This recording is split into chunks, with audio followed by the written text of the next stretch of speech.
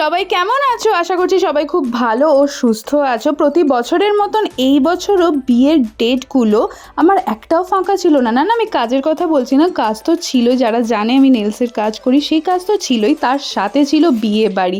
আর শীতের বিয়ে বাড়ির একটা আলাদাই আমেজ থাকে। শুরুটা হয় বান্ধবীর বিয়ে দিয়ে, তারপরে চলে গিয়েছিলাম ছোটো মামার ছেলে, মানে আমার দাদার বিয়ে ছিল। তো ওখানে গিয়ে এটা হচ্ছে ওর গায়ে হলুদের পর্ব চলছে, আর ওদের যে কমপ্লেক্সটা সেখানে এত সুন্দর সাজানো। তো মায়েরা সবাই জল সইতে গিয়েছিল, গিয়ে ছবি তুলছিল, সেটা আমি বসে বসে দেখছিলাম একটা কানে সুন্দর ফুল গুজে, আর আমিও কয়েকটা ছবি তুলছিলাম। ফুলটা কান থেকে ফট করে খুলে পড়ে গেল। তারপরে আবার যে গায়ে হলুদের কাজগুলো থাকে সেইগুলো হচ্ছিল। এখানে মা ছিল, মাসি ছিল, সবাই ছিল, মাইমারা ছিল, দিদি ছিল, সবাই মিলে এই কাজটা করে।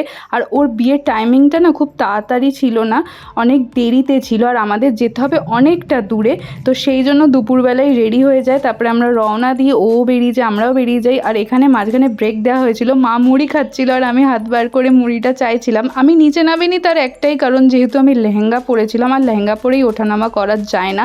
আমি আগেই বললাম ওদের বিয়ের টাইমটা অনেকটা পিছনে ছিল, প্রায় 12টার পর ওদের বিয়ের টাইমিং ছিল। তো সেই কারণে অনেক দেরিতেই শুরু হয় আর বিয়ে সম্পন্ন হয়। বাকিটা আসছে পরের মিনি ব্লগে।